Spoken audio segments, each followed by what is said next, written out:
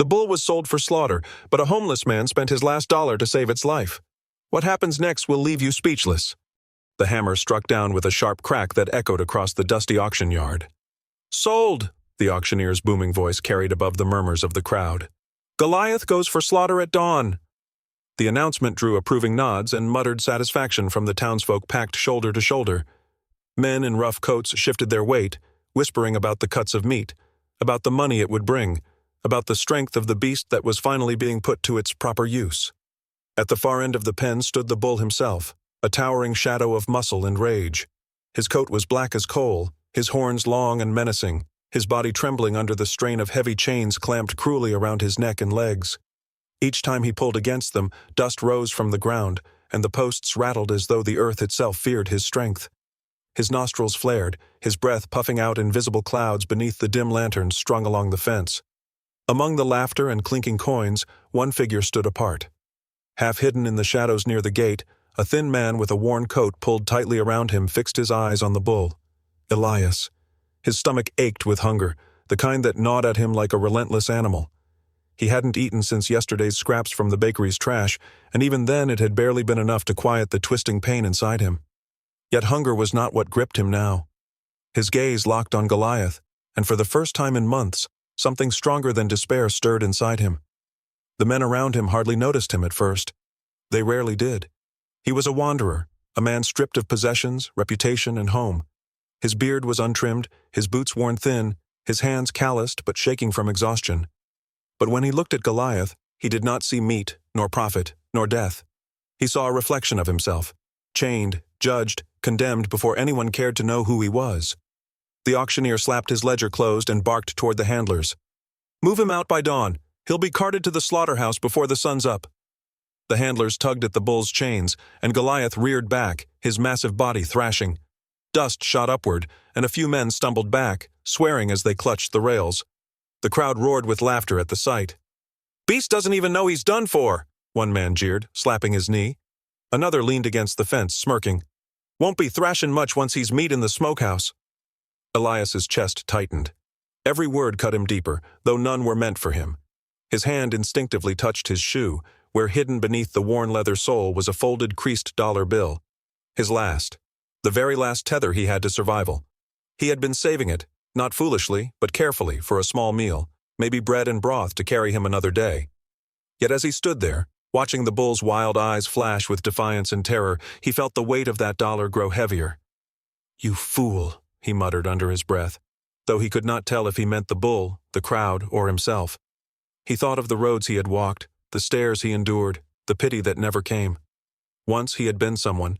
He had worked with horses, cattle, and bulls like this. He had known what it meant to guide, to train, to care. But all of it had been lost when he refused a rancher's cruel orders, when he chose compassion over profit. That choice had cost him everything. And now here he was, a shadow at the edge of an auction yard, staring at another soul condemned for no reason but someone else's greed.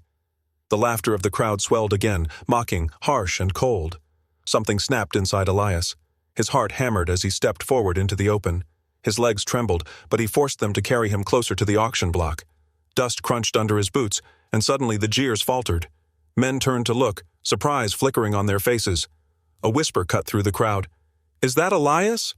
Another voice answered with a laugh. "What's he think he's doing?" "Man's got nothing but rags." Elias swallowed hard. His throat was dry, but when he spoke, his voice rose clearly over the hum of voices, even as it cracked at the edges. "I'll buy him." The yard erupted. Men burst into laughter, some doubling over, others clapping each other on the back. A rancher leaned forward and spat into the dirt. "You? Buy Goliath? With what, prayers?" The auctioneer's face twisted into a smirk as he adjusted his wide-brimmed hat. "Son, this here's no jesting matter. That bull's already been sold for slaughter. Unless you're carrying coin worth more than the sun, you've got no business opening your mouth." Elias reached slowly into his boot. His fingers shook, not from fear of the crowd but from the enormity of what he was about to do. He drew out the folded bill, the one piece of paper he had guarded like treasure. The crowd leaned in, murmuring, expecting perhaps a handful of gold, or nothing at all. Elias held up the dollar. It was small, ragged, and pathetic against the lantern light. Gasps turned to roars of laughter again.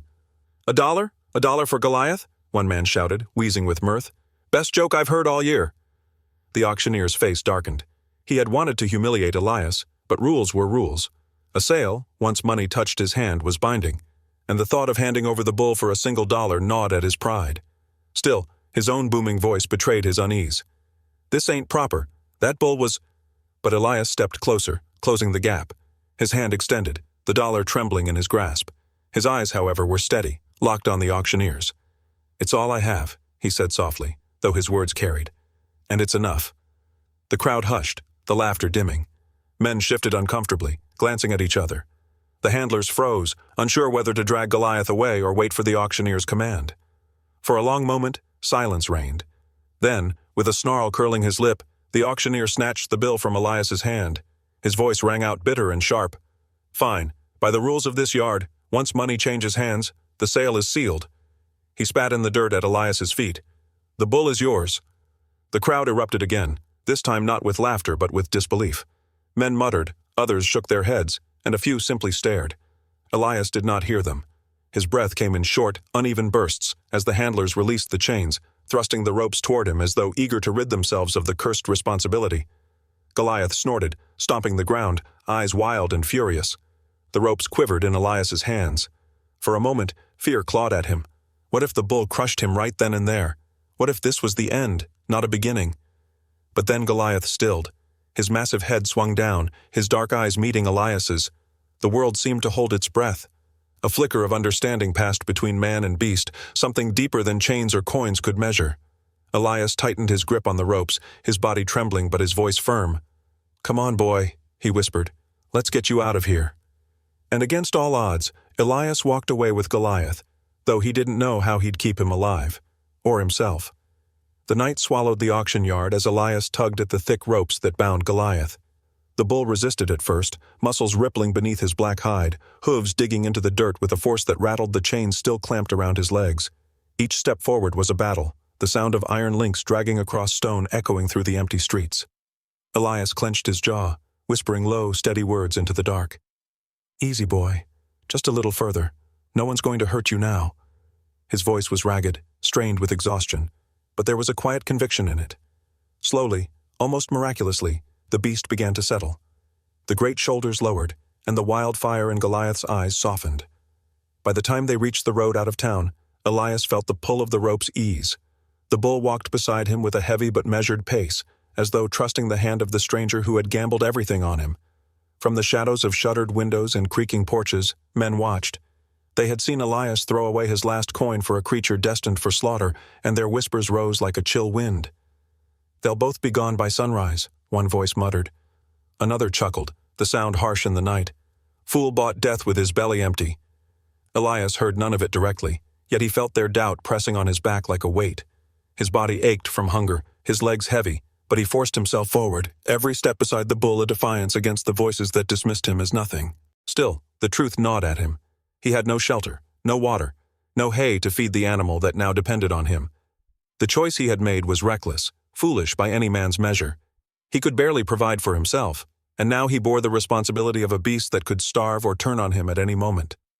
The thoughts circled his mind like vultures, whispering of failure, yet every time he looked at Goliath, at the scars around his neck from the chains, at the raw strength tempered with quiet endurance, Elias felt a strange kind of fire in his chest.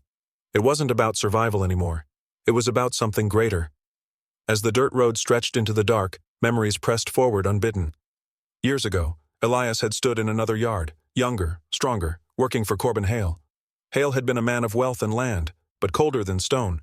To him, animals were not living creatures but machines of profit. Elias had trained under him, learning the ropes of ranching until the day Hale had ordered him to beat a young colt into submission. Elias had refused. His voice had been firm then too. If a man has to break an animal with cruelty, he's already broken himself. Hale had not forgotten those words, and the cost of them had been steep. Elias had left with nothing but his pride, and from that day forward, Hollow Creek had shut its doors to him. Work vanished. Friends disappeared. Hunger and loneliness became his companions. And now, cruelly, fate had circled him back to Hale's shadow, for it was Hale who had ordered Goliath's slaughter. The realization struck Elias like a blow as he led the bull into an abandoned barn on the edge of town. The structure leaned with age, its roof missing slats that let the moonlight pour through in pale beams.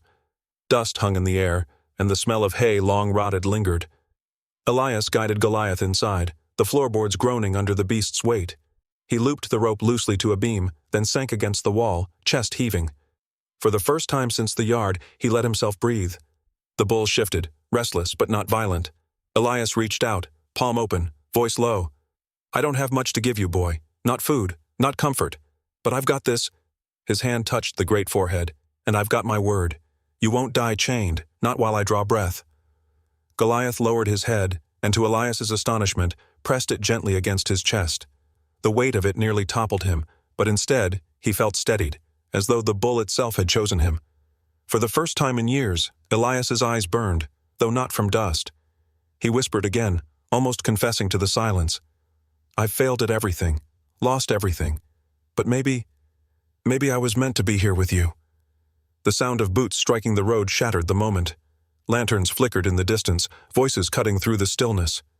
Elias froze, heart hammering. He moved to the slats of the barn and peered through.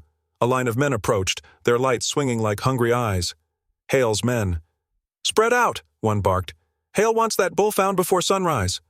The name struck Elias like cold steel. Of course, Hale would not take the humiliation quietly. To have his prize bull stolen, purchased legally but insultingly, for $1, and by Elias of all men, was a wound his pride could not bear.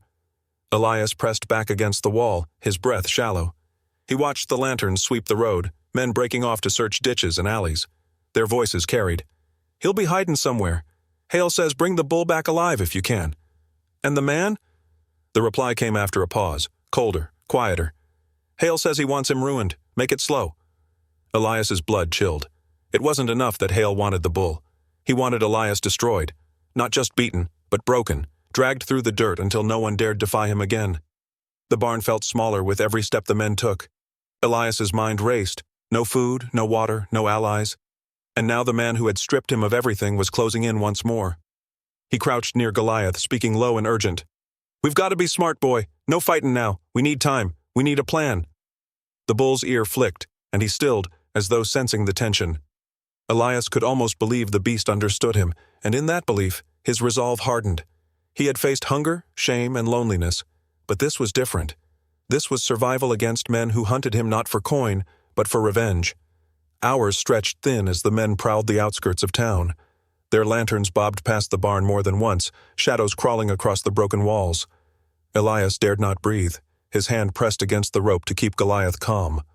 Only when the voices faded into the distance did he allow his chest to loosen, though the fear remained, sharp and unyielding. He slumped against the wall, his mind circling the impossible tasks ahead. He needed food for the bull, water to keep him alive, and a path to lead them both away from Hale's reach. Yet every road seemed blocked, every choice a risk that could bring Hale's men upon them. He whispered into the dark, though no one answered but the bull's steady breath.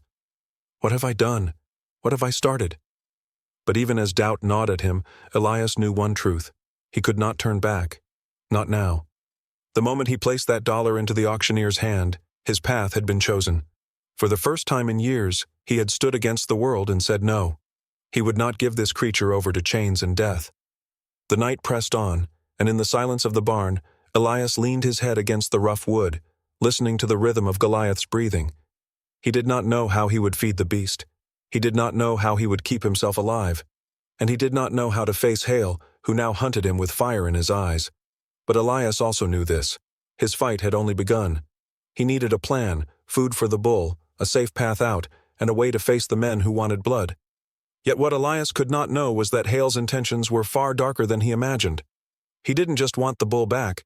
He wanted Elias destroyed, to serve as a warning to anyone who dared stand against him. By dawn, Elias staggered along the edge of the riverbank, his legs trembling with each step as though his own body might betray him. His ribs ached from hunger, his throat burned from thirst, but it was not his suffering that worried him most. Goliath's breaths had grown heavy, snorts sharp and restless, the kind of sound that warned of danger. The bull's stomach had been empty too long. Elias dragged the rope toward the thick stretch of grass growing wild by the water's edge. The sight of it was salvation. Goliath lowered his head without hesitation, tearing at the blades with the desperate hunger of a beast starved too long. Elias stood close, one hand resting on the rope, the other pressed to his knee as he caught his breath.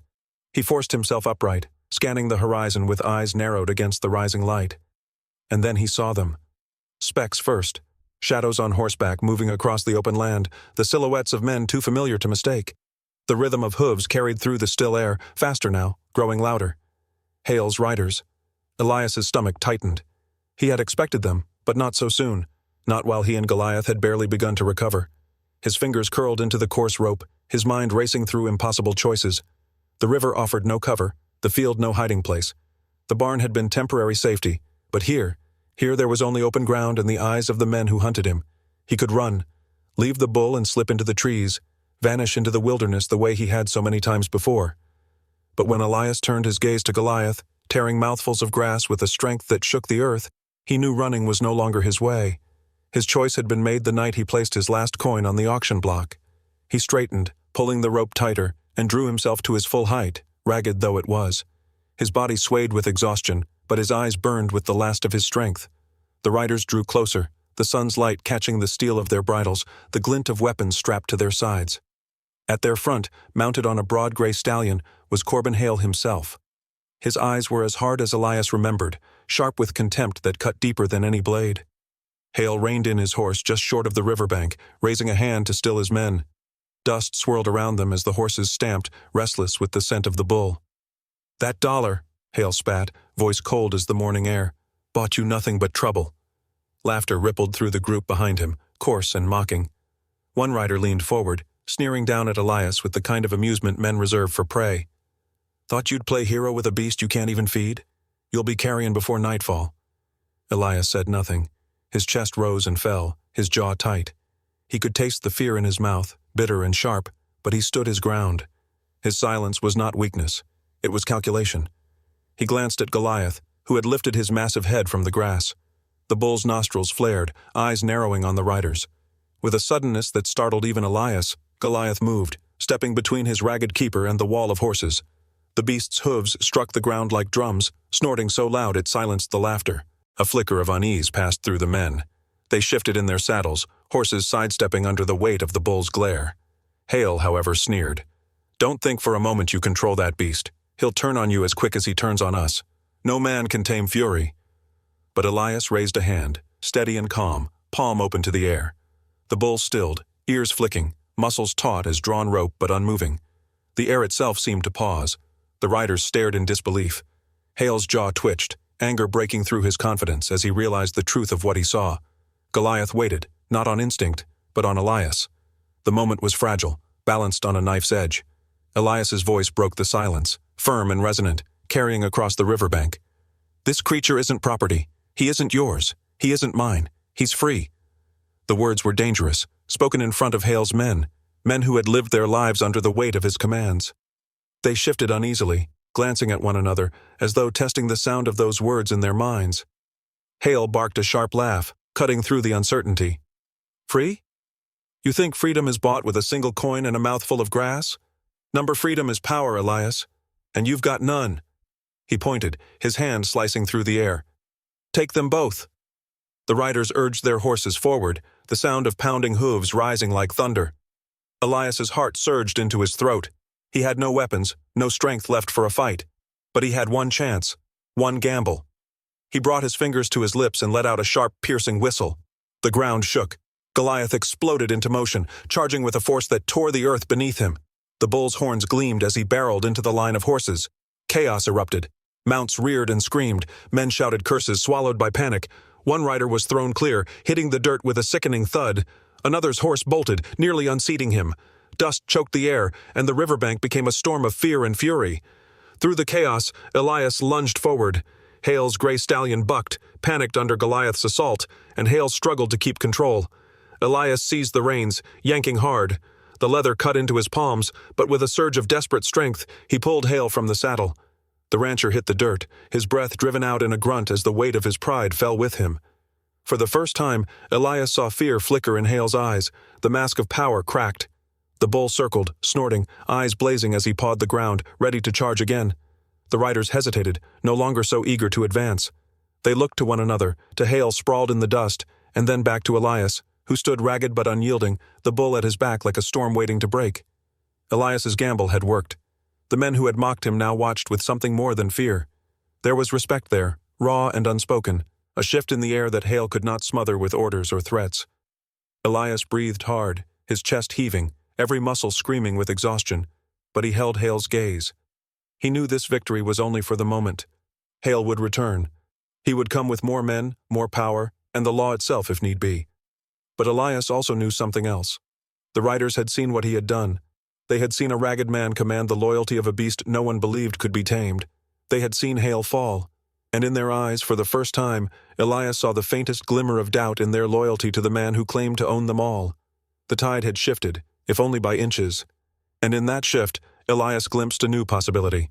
What if Goliath wasn't just his redemption, but his chance to turn the entire town against Hale?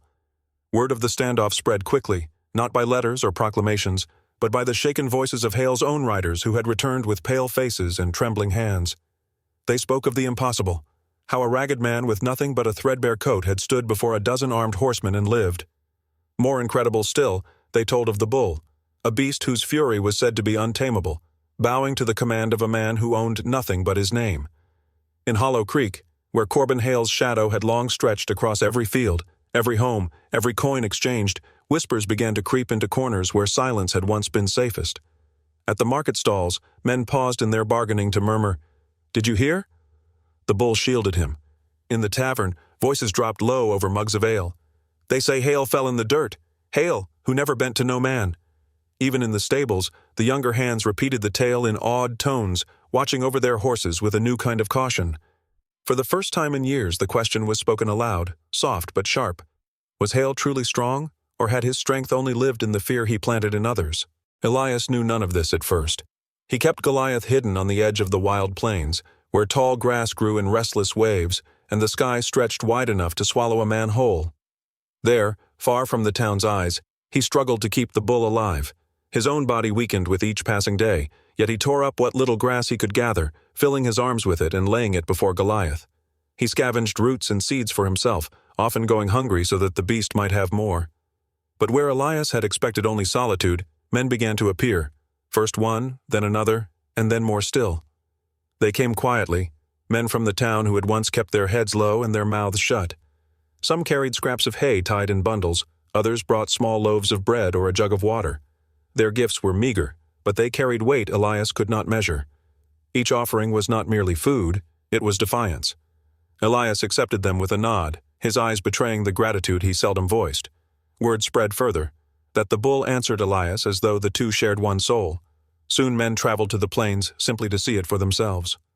One morning, a grizzled miner named Jacob stepped forward, tossing a sack of barley at Elias's feet. "Let me see it then," he challenged, arms crossed, eyes narrowed with doubt. Elias hesitated, his hand trembling slightly as he reached for the rope. Goliath stood still, massive and silent, the weight of his presence filling the air. Elias raised his hand, palm flat, and the bull lowered his head, bowing until his horns nearly grazed the ground. Gasps rippled through the small crowd. Jacob's hard mouth softened into something closer to awe. "By the heavens," he whispered, "it's true." From that day forward, they came not only with food, but with questions. "How did you do it?" one man asked. "What made the bull choose you?" another pressed. Elias could not answer. He only knew that when he had reached out with his last ounce of hope, Goliath had reached back. It was not ownership. It was recognition, a bond forged in hunger, fear, and survival. Yet he understood enough to see what the others now saw, a symbol, something greater than himself. Not all eyes, however, watched with wonder. Marshal Trent, tall and sharp-eyed, stood often at the edge of the gatherings, his hat shadowing his face. Once, Elias caught him there, leaning against a fence post as though idly observing. Their gazes met across the field, and though the marshal tipped his hat in polite acknowledgement, there was no mistaking the calculation in his stare. Trent had long walked beside Hale's power, but now he lingered, weighing where the balance of strength might soon fall. Hale, meanwhile, fumed. His riders' failures burned his pride, their stories of defeat spreading like wildfire he could not stamp out. In his manner, he paced like a caged animal, his voice sharp with fury as he shouted orders. "They will not laugh at me. They will not whisper of me in the shadows." He hired armed men, strangers hardened by violence, promising them gold enough to silence any conscience. His plan was cruelly simple. He would kill both Elias and the bull in public, before the eyes of Hollow Creek, and in doing so, crush the fragile spark of rebellion before it could grow into flame. The attack came with sudden thunder. On a morning heavy with silence, Riders stormed into the town square, their boots clattering on the planks, their rifles gleaming in the rising sun. At their head, Hale rode high, his gray stallion stamping impatiently as if sensing its master's rage. Elias had been there already, coaxed into the square by townsfolk who urged him to speak, to show them the truth they had only glimpsed. He stood with Goliath at his side, a lone figure dwarfed by the bull's towering frame, when the riders closed in. Gasps rang out as men recognized Hale's mercenaries, their weapons raised and ready. Mothers pulled children back, tradesmen abandoned their stalls, but something unexpected happened then. Instead of scattering, the townsfolk moved as one, stepping forward to place themselves between Elias and the riders. A farmer, his hands calloused from years of toil, squared his shoulders. A blacksmith, apron still smeared with soot, lifted the hammer he carried not as a weapon but as a warning. Dozens more followed, forming a living wall of defiance. The mercenaries hesitated, shifting uneasily. Hale's voice cut through the tension. "Stand aside! Do you defy me now, after all I've given you?" No one moved. Then, from the crowd, Jacob's voice rang out. "You've given us nothing but chains. We've had enough." Murmurs of agreement followed, swelling like a tide against Hale's command. Goliath bellowed then, the sound rolling across the square like thunder, shaking the very boards beneath their feet. The armed men faltered, some lowering their rifles, horses sidestepping nervously. Elias stood steady, his eyes fixed on Hale.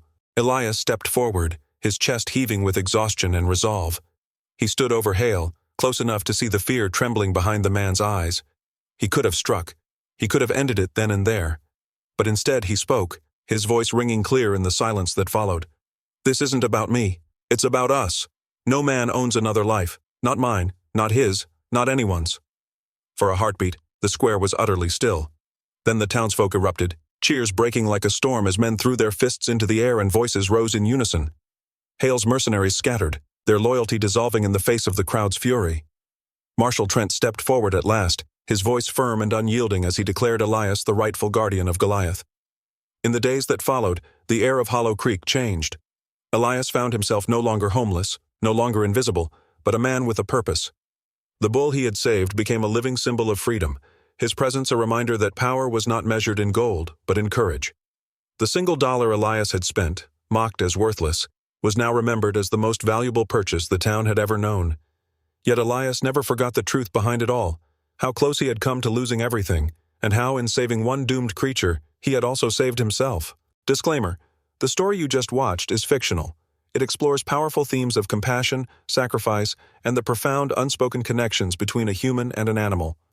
This narrative aims to highlight the value of every life, inspire empathy, and remind us that a single act of kindness can create an extraordinary bond.